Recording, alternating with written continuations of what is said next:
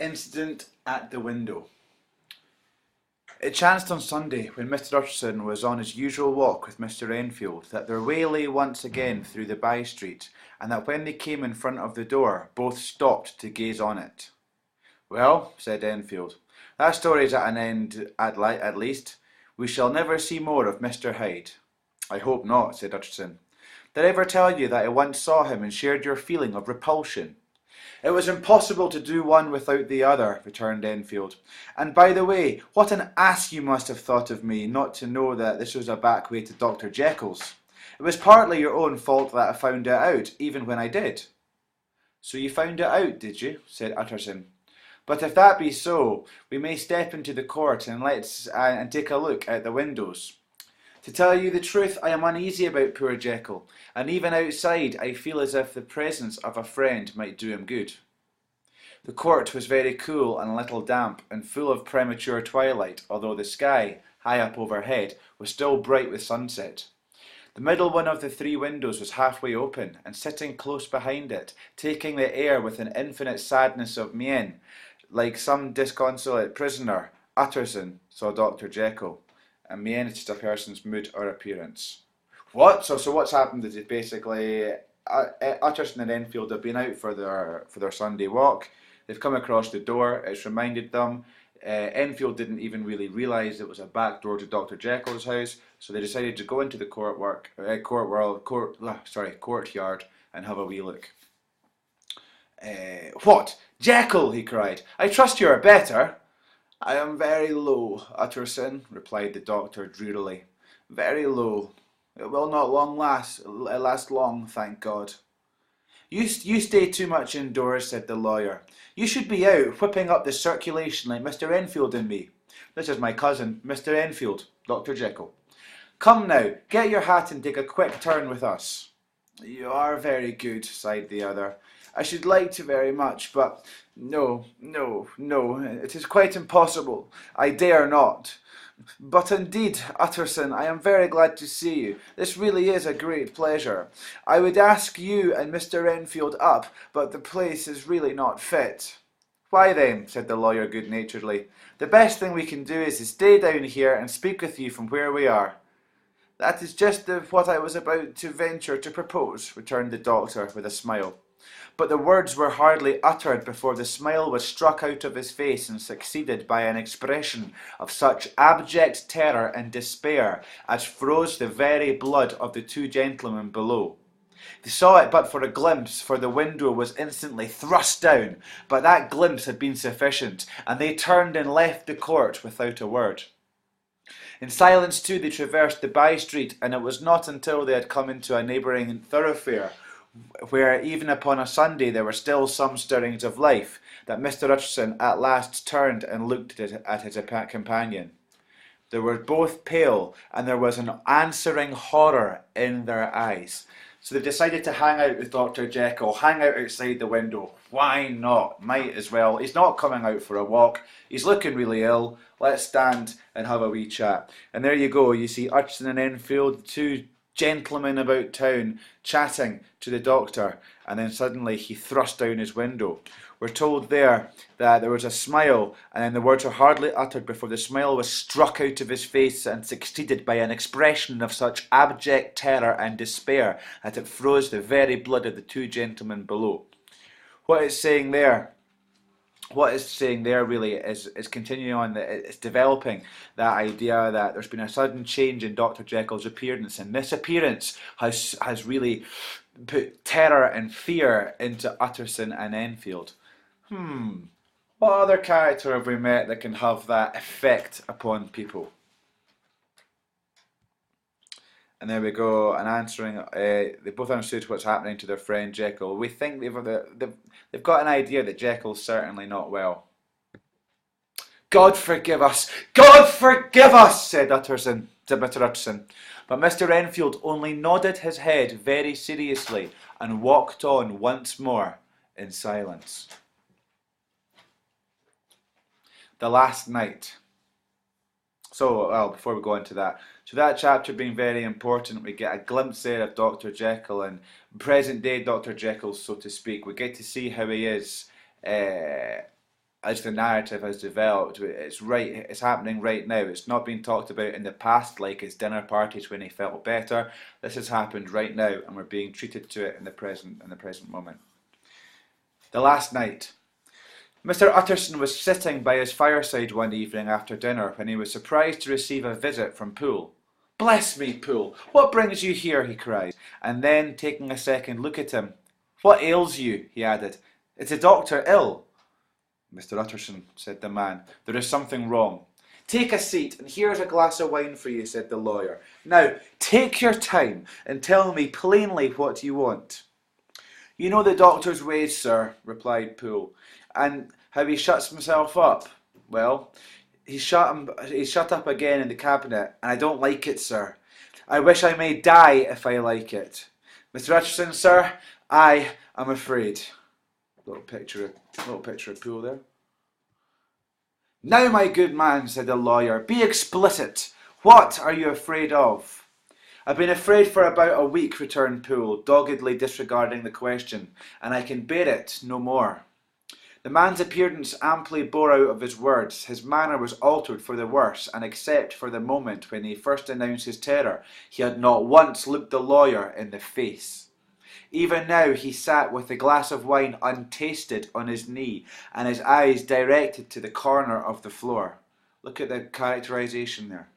His body language, what's happening. It really gives us that impression that there's something gravely wrong with Poole, and therefore with Jekyll. "I can bear it no more," he repeated. "Come," said the lawyer. "I see you have some good reason, Poole. I see there is something seriously amiss. Try to tell me what it is." "I think there's been foul play," said Poole hoarsely. "Foul play?" cried the lawyer, a good deal frightened and rather inclined to be irritated in consequence. "What foul play? What does the man mean?" Foul play is when somebody's usually being killed or something like that, or murdered, or some crime's happened against them and it's not been fair. Maybe it's been tried to be covered up or something like that. So he asks what the man means. "I daren't say, sir," was the answer, "but will you come along with me and see for yourself?" Mr. Utterson's only answer was to rise and get his hat and great coat, but he observed with wonder the greatness of the relief that appeared upon the butler's face, and perhaps with no less, that the wine was still untasted when he set it down to follow. It was a wild, cold, seasonable night of March. Look at the setting being used, with a pale moon lying on her back as though the wind had tilted her, and flying wrack of the most diaphanous and lawny texture. The wind made talking difficult and flecked the blood into the face. So it's making the face appear all bloody. It's making the face appear with lots of bloodshotness in it. The face isn't bleeding, it's just getting very red because it's so cold. It seemed to have swept the streets unusually bare of passengers or empty streets. Besides, for Mr. Utterson thought he had never seen that part of London so deserted. Look what Stevenson's doing here. He's really using setting to create a sense of dread. We now, as readers, feel uneasy about this. He is intentionally making us feel uneasy by creating a deserted night, a deserted, cold, wild night, wherein we can see the moon that's on our back. It's not a great big beautiful thin moon, and it's the idea that it's so cold that the faces have turned red and that London is empty. He could have wished it otherwise. Never in his life had he been so conscious of so sharp a wish to see and touch his fellow creatures, for struggle as he might, there was borne in upon his mind a crushing anticipation of calamity. There was a feeling in his mind something bad was going to happen. The square, when they got there, was full of wind and dust, and the thin trees in the garden were lashing themselves along the railing. So when they arrived, the square, the trees are bashing off the metal railing. Poole, who had kept all the way a pace or two ahead, now pulled up in the middle of the pavement, and in spite of the biting weather, took off his hat and mopped his brow with a red pocket handkerchief. But for all the hurry of his coming, these were not the dews of exertion that he wiped away, but the moisture of some strangling anguish, for his face was white and his voice when he spoke harsh and broken. This was not sweat because they'd been hurrying, this was sweat out of fear. "Well, sir," he said, "here we are. God grant there be nothing wrong." "Amen, Poole," said the lawyer. Thereupon the servant knocked in a very guarded manner. The door was opened on a chain, and a voice asked from within, "Is that you, Poole?" "It's all right," said Poole. "Open the door." The hall, when they entered it, was brightly lighted up. The fire was built high, and about the hearth the whole of the servants, men and women, stood huddled together like a flock of sheep. At the sight of Mr. Utterson, the housemaid broke into hysterical whimpering. She was crying hysterically, and the cook, crying out, "Bless God, it's Mr. Utterson," ran forward as if to take him into her arms. "There's real fear here by the servants. They realise something is wrong." Let's see Mr. Utterson, the very Protestant, careful lawyer. Let's see what he is saying. What? Are you all here?" said the lawyer peevishly. "Very irregular, very unseemly. Your master would be far from pleased." Look, he is talking about reputation, the importance of reputation. Utterson is almost saying if Dr. Jekyll was to see you crying about hysterically, crying, being scared altogether, not working, why, he would be angry. You must maintain your reputation, that of hard-working servants, is what he's saying. Poole tries to back them up. Even Poole understands. They're feared. They're scared. They're all afraid, said Poole. Blank silence followed. No one protesting. Only the maid lifted her voice, and now, it's loudly! She was crying really loudly. "Hold your tongue!" Poole said to her, with a ferocity of accent that testified to his own jangled nerves. And indeed, when the girl had so suddenly raised the note of her lamentation, they had all stared and turned towards the inner door with faces of dreadful expectation. "And now," continued the butler, addressing the knife boy, "reach me a candle, and we'll get through hands at once." And then he begged Mr. Utterson to follow him, and led the way to the back garden. So the house. Oh, there's Jekyll's cat. All right, mate. So the house is full of terror, full of fear, full of worry. The servants, they are scared. Something is happening that is scaring them. And now Mr. Poole has led Mr. Utterson out to the back garden. "Now, sir," said he, "you come as gently as you can. I want you to hear, and I don't want you to be heard. And see here, sir, if by any chance he was to ask you in, don't go." Poole doesn't want Jekyll to obviously know that Utterson has visited him. He doesn't want to disturb him. He wants Utterson to hear what the others have heard. And he begs him, if Dr. Jekyll invites him into the room, do not go. Mr. Utterson's nerves at this unlooked-for termination gave a jerk that nearly threw him from his balance, but he recollected his courage and followed the butler into the laboratory building through the surgical theatre, with its lumber of crates and bottles to the foot of the stair. And again, Stevenson's use of setting here. It's an old laboratory and surgical theatre. These are not nice images. And the Gothic genre within which Jekyll and Hyde is certainly a part of, like Frankenstein and other novels, this is a scary image. He's using very different settings. He's using very different settings here to create an atmosphere of fear, to create a sense of dread. He's using laboratories, surgical laboratories, within which obviously people would be dissected and cut up. It's not a nice environment, and that is why obviously he is leading them for the climax of the novella to this strange room. Give me 2 seconds.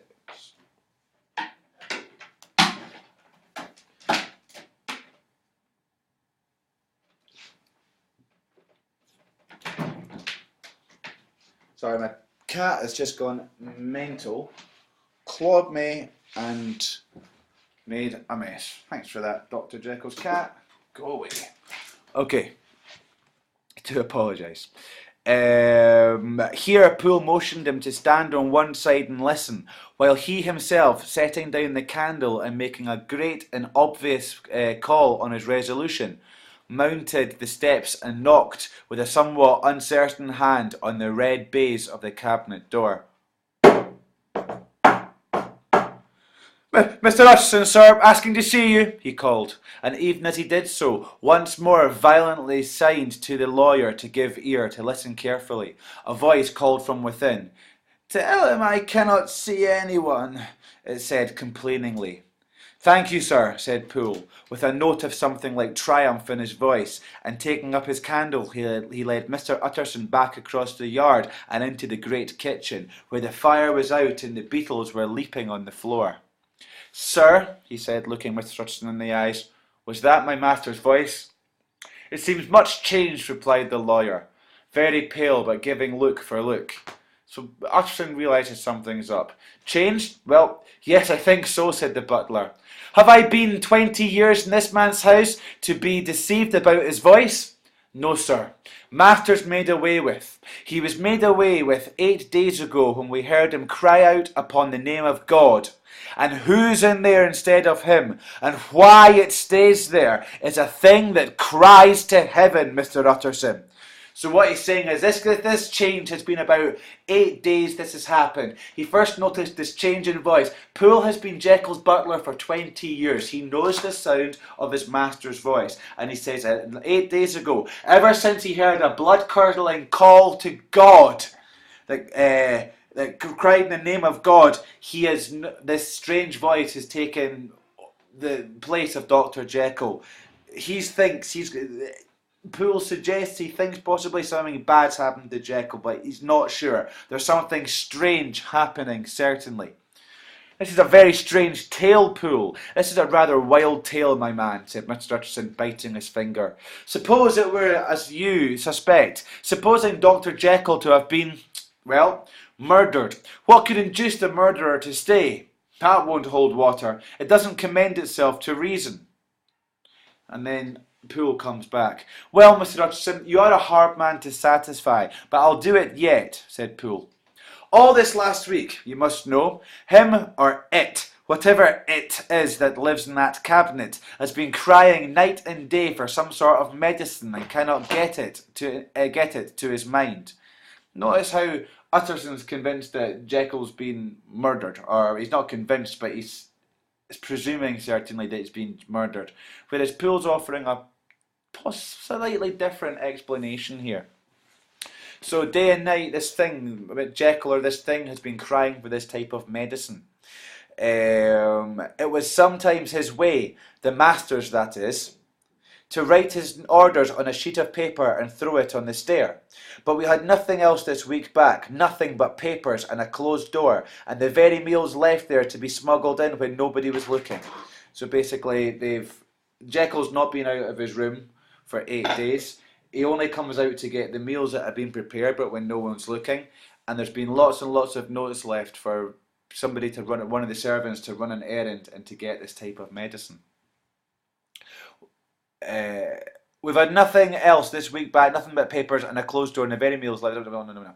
Well, sir, every day, aye, and twice and thrice in the same day, there have been orders and complaints, and I have been sent flying to all the wholesale chemists in town. Every time I bought the stuff back, there would be another paper telling me to return it because it was not pure, and another order to a different firm. So Poole's been sent around all the pharmacies, all the chemists in the city for this specific drug, and every time it's coming back, and Jekyll is saying it's not, or this thing is saying it's not pure enough. And here, Poole has regularly gotten Dr. Jekyll drugs from the pharmacy, but over this past week has been sent lots of times each time, and to be told that the medication wasn't strong enough, it wasn't pure enough. And by drugs, it's not illegal drugs. Dr. Jekyll, obviously being a doctor, and being a Jekyll possibly, has access to pharmaceutical drugs. That's what it's referring to, really. If you want to read it that way. Could be read other ways, as it has been by the drug culture. Anyway, sorry. This drug he wanted, bitter bad, sir, whatever for. He was desperate for this drug. Have you any of these papers? Asked Mr. Utterson. Poole felt in his pocket and handed out a crumpled note, which the lawyer, bending nearer to the candle, carefully examined. Its contents ran thus: Dr. Jekyll presents his compliments to Messrs. To sirs, basically, men, He assures them that the last sample is impure, and quite useless for his present purpose. In the year 18, Dr. J purchased a somewhat large quantity from Messrs. M. He now begs them to search with most sedulous care, and should any of the same quality be left, forward it to him at once. Expense is no consideration. The importance of this to Dr. J can hardly be exaggerated. So it's a letter saying, a long time ago I came to you guys and you got me a big bag of this pure stuff. Well, the stuff that you're getting since isn't pure, and it's not good enough for what I need it for. If you can find the same quality, the same purity anywhere, get it to me as soon as possible, and it doesn't matter about the cost, I will pay. It doesn't matter what you ask me to pay, I will pay for it. So far the letter had run composedly enough, but here, with a sudden splutter of the pen, the writer's emotion had broken loose. For God's sake, he added, find me some of the old. This is a strange note, said Mr. Utterson, and then sharply, how do you come to have it open? The man at Moz was main angry, sir, and he threw it back to me like so much dirt, returned Poole. This is unquestionably the doctor's hand, do you know, resumed the lawyer. I thought it looked like it, said the servant, rather sulkily. Poole, this was obviously being, and then with another voice, but what matters hand of right, he said. I've seen him. Seen him, repeated Mr. Utterson. Well, that's it, said Poole. It was this way. I came suddenly into the theatre from the garden. It seems he had slipped out to look for this drug or whatever it is, for the cabinet door was open, and there he was at the far end of the room digging among the crates. He looked up when I came in and gave a kind of cry and whipped upstairs into the cabinet. It was but for 1 minute that I saw him, but the hair stood upon my head like quills. Sir, if that was my master, why had he a mask upon his face? If that was my master, why did he cry out like a rat and run from me? I have served him long enough, and then... The man paused and passed his hand over his face. So it's building up tension. Look at the repetition of the questions he's asking Utterson. Look at the narrative that's been drawn out. We're being led towards it. Stevenson is brilliantly using the narrator to give the direct speech from Poole to Utterson. And then the narrator comes in. The man paused and passed his hand over his face. It's building up tension here. He's simply telling us here that the handwriting isn't that important, for Poole has seen this man. Poole has seen this thing. And he says that, and he tells him that he was out in the garden one night looking for the drug or whatever it was. And when he saw Poole, he gave out a little cry, but he gave a great big fright to Poole. Poole had the hairs in the back of his neck and his head stood up like quills. And he says, why was there a mask upon his face? Why did he cry out and run from him? And then the man paused and passed his hand over his face. We're told then, these are all very strange circumstances, said Mr. Utterson, but I think I begin to see daylight. Your master, Poole, is plainly seized with one of those maladies that both torture and deform the sufferer. Hence, for aught I know, the alteration of his voice, hence the mask and the avoidance of his friends, hence his eagerness to find this drug, by means of which the poor soul, look at the word choice, even after everything that's happening. Utterson is maintaining the reputation of his good friend Dr. Jekyll, and referring to him as a poor soul, retains the hope of ultimate recovery. God grant that he be not deceived. There is my explanation. It is sad enough, Poole, and appalling to consider, but it is plain and natural, hangs well together, and delivers us from all exuberant alarms. There we go. Look here. Just let me highlight here. That is my explanation. It is sad enough, aye, and appalling to consider. What he's saying is that poor Dr. Jekyll, there's something wrong with him. He's got some kind of mad disease or mental condition that's forced his face to deform. That's why his face is all changed. Why? It's even changed his voice. It's some crazy illness he must have. Poor Dr. Jekyll has an illness, despite all this strangeness, the uneasy environment, the knowledge that both Poole and Utterson are both disquiet. Even still, Utterson is maintaining Jekyll's reputation. This is what's wrong with him. Here's my explanation. I'm not a doctor, I'm a lawyer, but here we go. Just like me. Sad enough, plain and natural, that is Utterson in a nutshell. And just like the character, the explanation is dry, it is plain, and it is, well, it is natural. It is natural. It's a natural illness that Jekyll is suffering from. Poole, however, is not to be so convinced. He goes on and says, "Sir," said the butler, turning to a sort of mottled pallor, "that thing was not," look at the word choice, "thing was not my master, and there's the truth. My master," let me just highlight that for you. Poole is absolutely determined this thing is not his master, absolutely not. "My master," he looked round him and began to whisper, "is a tall, fine build of a man, and this was more of a dwarf." Utterson attempted to protest. "Oh, sir," cried Poole, "do you think I do not know my master after 20 years? Do you think I do not know where his head comes to the cabinet door, where I saw him every morning of my life? No, sir, that thing in the mask was never Dr. Jekyll. God knows what it was, but it was never Dr. Jekyll. And it is the belief of my heart that there was murder done."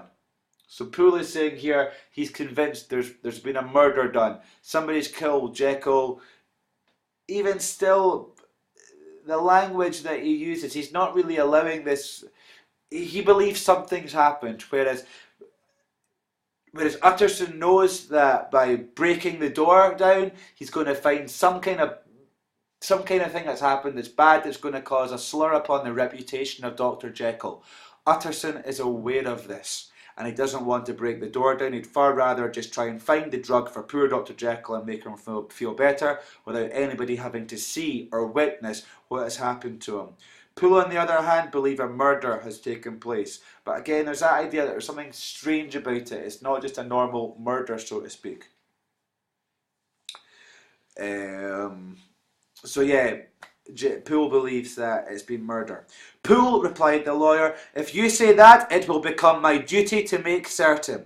Much as I desire to spare your master's feelings, much as I am puzzled by this note which seems to prove him to be still alive, I shall consider it my duty to break in that door." So now that a legal aspects come into it, the idea of murder, suddenly Utterson's like, okay, fine, I'll break down that door. I know it's going to harm the reputation of my client, Dr. Jekyll, but we'll break down and find out if you think a murder's happened.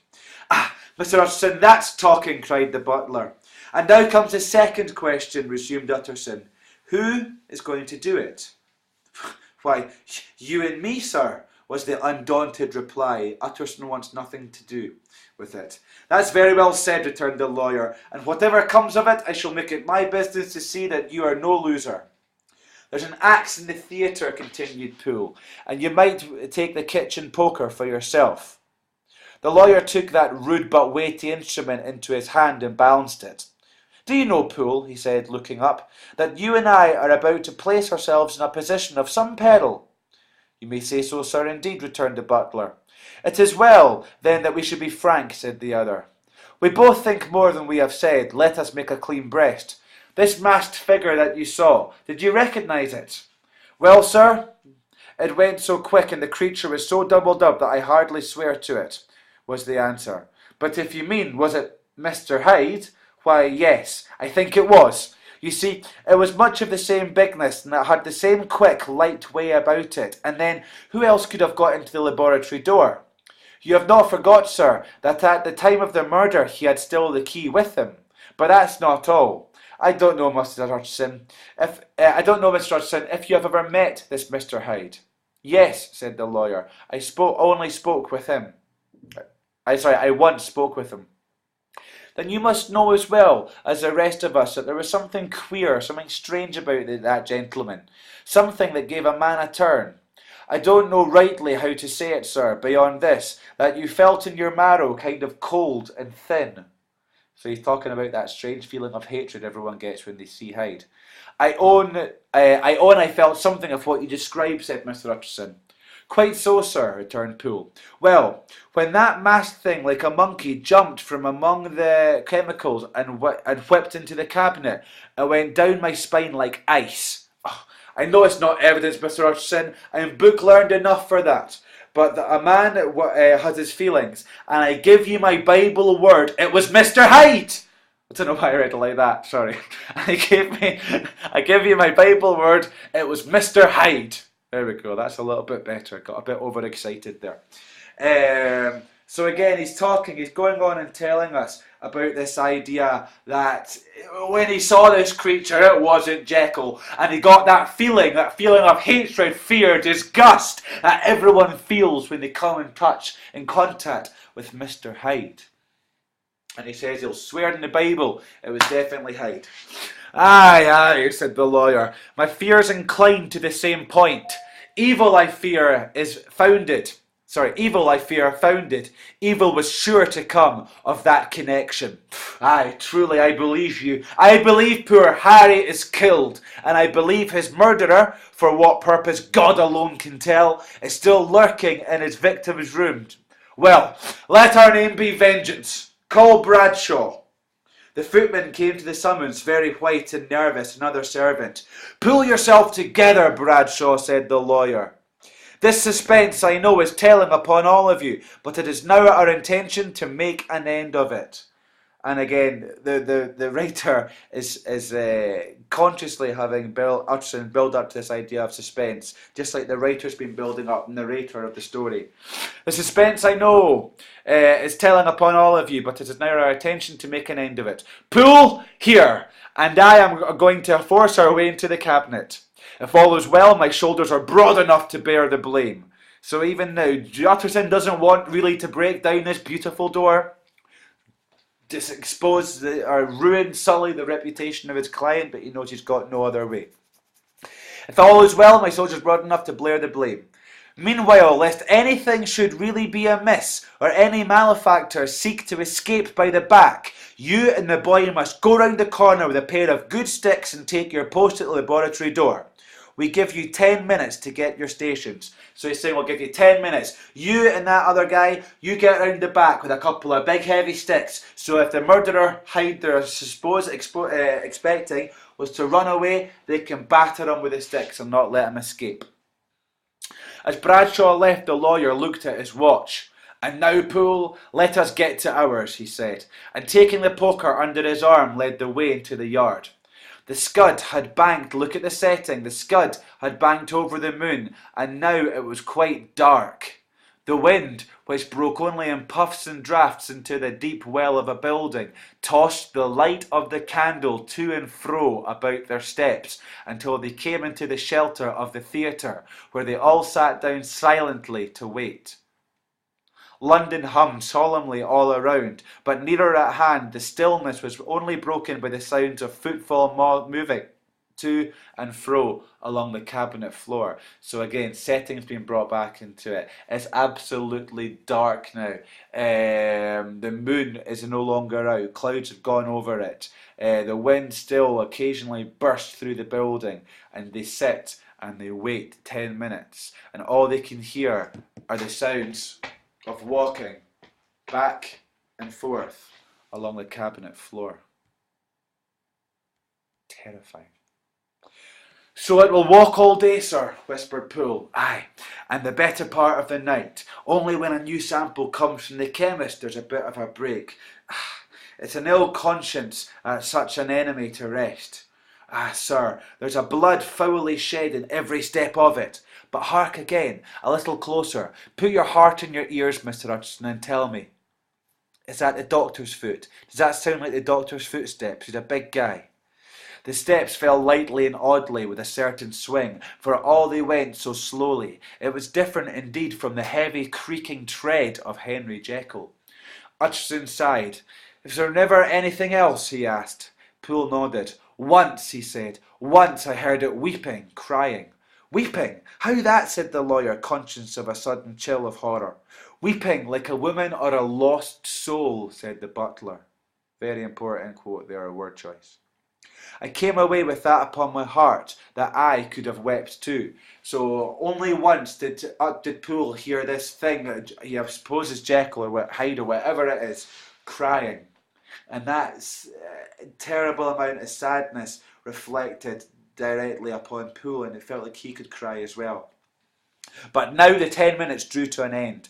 Poole disinterred the axe from under a stack of packing straw. The candle was set upon the nearest table to light them to the attack, and they drew near with bated breath to where, if I skipped on too much, no I've not, just building up the tension for you obviously. And they drew near with bated breath to where the patient foot was still going up and down in the quiet of the night. "Jekyll!" cried Utterson with a loud voice. "I demand to see you!" He paused a moment, but there came no reply. "I give you fair warning. Our suspicions are aroused, and I must and shall see you," he resumed. "If not by fair means, then by foul. If not by your consent, then by brute force." So he's saying, "Jekyll, come out. I demand to see you. If you're not going to let me in, I'm going to batter down the door. I'm going to batter down the door. I'm going to break down the door." "Utterson," said the voice, "for God's sake, have mercy!" "Ah, that's not Dr. Jekyll's voice. It's Hyde's," cried Utterson. "Down with the door, Poole!" So let's smash the door down. That's not Jekyll's voice. Let's smash it down. Poole swung the axe over his shoulder. The blow shook the building, and the red baize door leaped open against the lock and hinges. A dismal screech, as of mere animal terror, rang up from the cabinet. "Ah!" Something like that. Up went the axe again, and again the panels crushed and crashed. The frame bounded 4 times. The blow fell, but the wood was tough and the fittings were of excellent workmanship, and it was not until the 5th that the lock burst and the wreck of the door fell inwards on the carpet. The besiegers, appalled by their own riot and the stillness that had succeeded, stood back a little and peered in. There lay the cabinet before their eyes in the quiet lamplight, a good fire glowing and chattering on the hearth, the kettle singing in its thin strain, a drawer or two open, papers neatly set forth on the business table, and nearer the fire the things laid out for tea. The quietest room, you would have said, and, but for the glazed presses full of chemicals, the most commonplace that night in London. So they walked in and everything just looked normal. All this fear, everything was just normal. There was tea laid out for a cup of tea. There was a fire going. It was peaceful. Right in the middle there lay the body of a man, sorely contorted, all bent over and still twitching. They drew near on tiptoe, turned it on its back, and beheld the face of Edward Hyde. He was dressed in clothes far too large for him, clothes of the doctor's bigness. The cords on his face still moved with a semblance of life, but life was quite gone, and by the crushed vial in the hand and strong smell of kernels that hung upon the air, Utterson knew that he was looking upon the body of a self-destroyer. He's committed suicide, quite simply. His face is still twitching, and there's a little glass bottle of poison that he's obviously drunk. "We have come too late," he said sternly, "whether to save or punish. Hyde is gone to his account, and it only remains for us to find the body of your master." So they found Hyde basically dressed in what looks like Jekyll's clothing, and they now have got to find the body of Dr. Jekyll, obviously, because Hyde's obviously killed Jekyll. Let's go and find. I wonder where he's hidden him. Where's he hiding? Hyde. No. The far greater proportion of the building was occupied by the theatre, which filled almost the whole ground story and was lighted from above, and by the cabinet which formed an upper story at one end and looked upon the court. A corridor joined the theatre to the door on the by street, and with this the cabinet communicated separately by a second flight of stairs. There were, besides a few dark closets, a spacious cellar. All these they now thoroughly examined. Each closet needed but a glance, for all were empty, and all, by the dust that fell from their doors, had stood long unopened. So they're checking out all these big rooms, but none of them have been touched for ages. The cellar indeed was filled with crazy lumber, mostly dating from the times the surgeon who was Jekyll's predecessor, and even as they opened the door, they were advertised of the uselessness of a further search by the fall of a perfect mat of cobwebs which had for years sealed up the entrance. Nowhere was there any trace of Henry Jekyll, dead or alive. Poole stamped on the flags of the corridor. "He must be buried here," he said, hearkening to the sound. "Or he may have fled," said Utterson, and he turned to examine the door end by the by street. It was locked, and lying near by the flags they found the key, already stained with rust. "This does not look like use," observed the lawyer. "Use!" echoed Poole. "Do you not see, sir, it's broken, much as if a man had stamped on it." So they found the key, but the key was covered in rust and it's been broken. It can't be used. Somebody stamped on it in two. "Aye," continued Utterson, "and the fractures too are rusty." The two men looked at each other with a scare. "This is beyond me, Poole," said the lawyer. "Let us go back to the cabinet." They mounted the stair in silence, and still with an occasional awestruck glance at the dead body, proceeded more thoroughly to examine the contents of the cabinet. They've looked everywhere and they can't find Jekyll, so they've gone back. At one table there were traces of chemical work, various measured heaps of some white salt being laid on glass saucers, as though for an experiment in which the unhappy man had been prevented. "This is the same drug that I was always bringing him," said Poole, and even as he spoke, the kettle with a startling noise boiled over. This brought them to the fireside, where the easy chair was drawn cosily up, and the tea things stood ready to the sitter's elbow, the very sugar in the cup. There were several books on the shelf. One lay beside the tea things open, and Utterson was amazed to find a copy of pious work, for which Jekyll had several times expressed a great esteem, annotated in his own hand with startling blasphemies. What this is telling us is that they found a book of pious work, most likely to be a Bible. And on this Bible, they found blasphemies, things like going against God, perhaps worshipping Satan, worshipping the devil, certainly against the idea of religion, of God, of good, of everything like that. Evil has been written upon the pages of the Holy Book. Next, and I'll just to double explain there for you, Next, in the course of the review of the review of the chamber, the searchers came to the cheval glass, a great big full-length mirror, into whose depths they looked with an involuntary horror. But it was so turned as to show them nothing but the rosy glow playing on the roof, the fire sparkling in 100 repetitions along the glazed front of the presses, and their own pale and fearful countenance stooping to look in. "This glass has seen some strange things, sir," whispered Poole. "And surely no stranger than itself," echoed the lawyer in the same tones. "For what did Jekyll—" He caught himself up in the word with a start, and then conquered the weakness. "What could Jekyll want with it?" he said.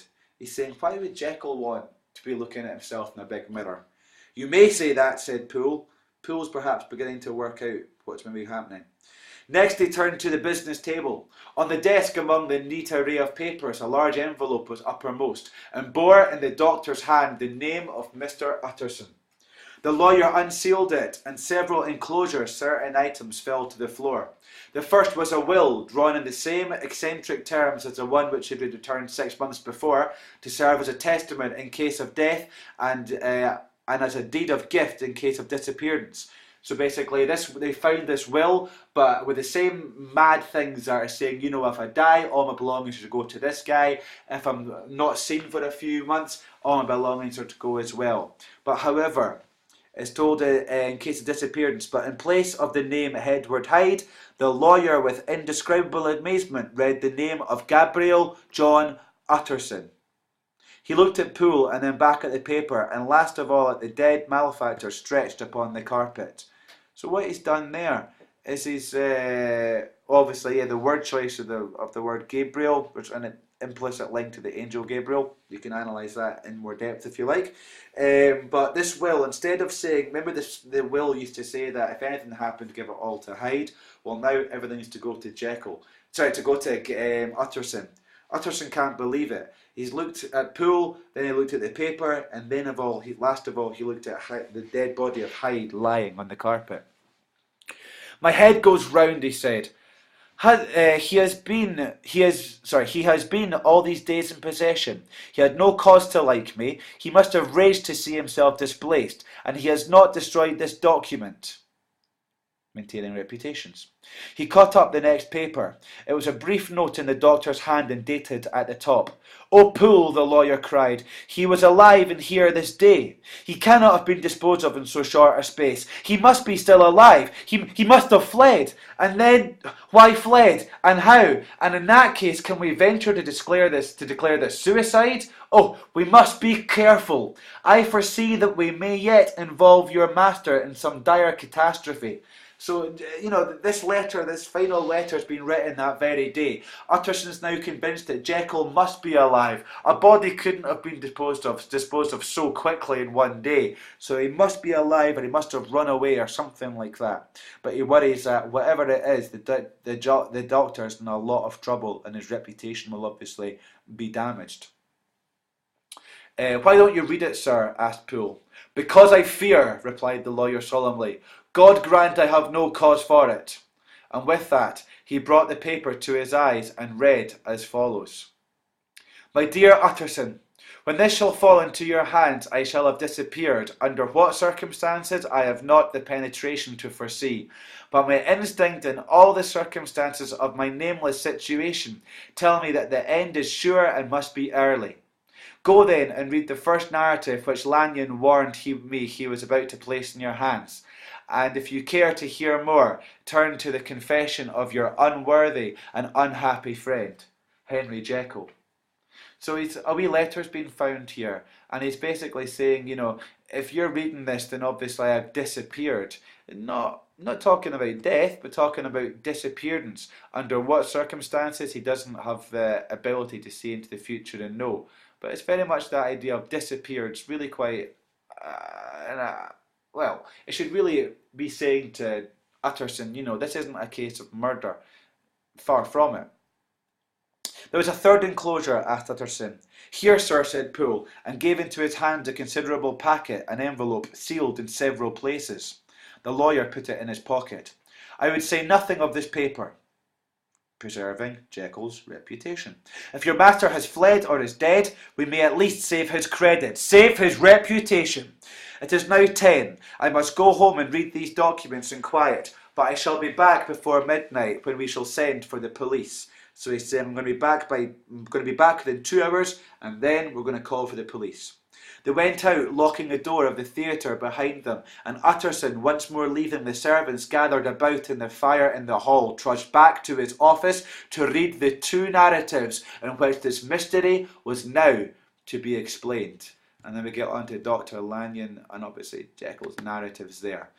Traditionally, in a detective novel, in this in this climax, if you like, well, it's a climax, we'd expect the detective to really have solved it, some ingenious way of working out who the guilty person is, and they have a solution. Utterson, who's been our detective, as we've had it been told through the point of view of his eyes, our detective still is none the wiser. He's not sure what's happened. Up until the very last, he was sure it must be murder. He's really not sure. He's really not sure at all. But even still, this is the last that we really see of Utterson.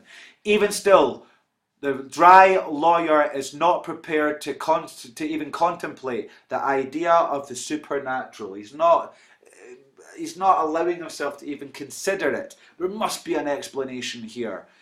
Utterson's ignorance and restraint by the morals of Victorian society and the customs of the Victorian society are really blinding him as to opening his eyes and seeing what is happening and what the truth is. We again throughout these chapters, this chapter especially, we see the nightmarish setting. We see the fog, the moon, and everything like that coming here. We intentionally see Stevenson making Utterson remain so far from the truth.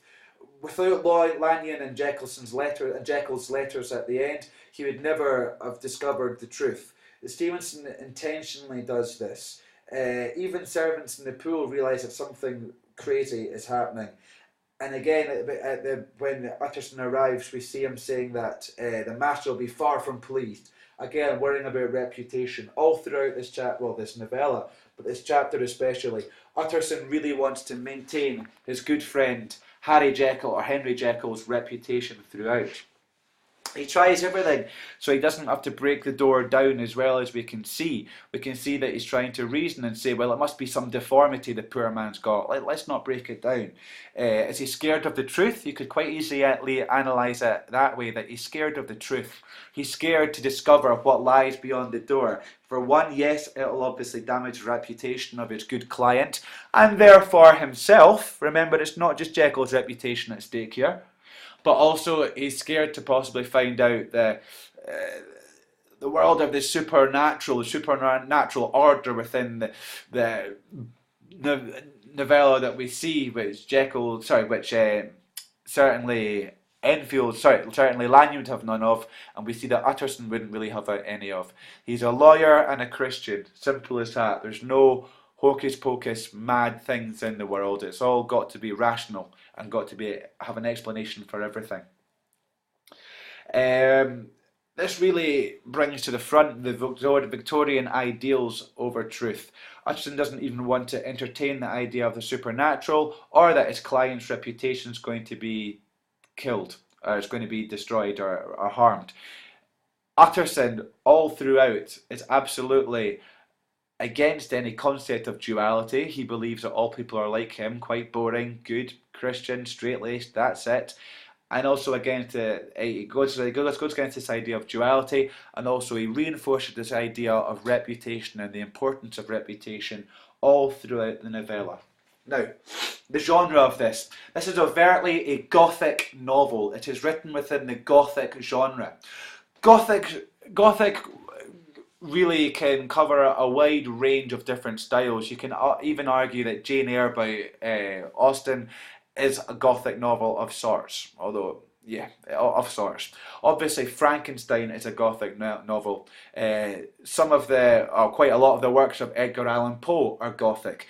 If something's Gothic, basically, it deals with a secret or a mystery that has to be sorted out. Very dark or very mysterious settings and environments, things which make you feel uneasy, and it usually deals with some element or hints at some element of the supernatural. So that very overtly makes this a Gothic novella. Make sure you've got some incredible quotes from these couple of chapters written down. Make sure you're analysing, make sure you're highlighting, using different highlighters to highlight different ideas, different things like quotes, themes and so on. Really make sure that you're getting a full picture now. As far as we're concerned, this is the story over, finished. This is the last chapter. All we get now are the two letters to furthermore explain what exactly has happened, to tie up the loose ends. A very creative and very clever masterstroke by Robert Louis Stevenson here. We expect to know, all throughout we expect to know what's happening at the end. We certainly expect Utterson to realise what's happening, but even he doesn't. It's really left to these two letters to discover the truth.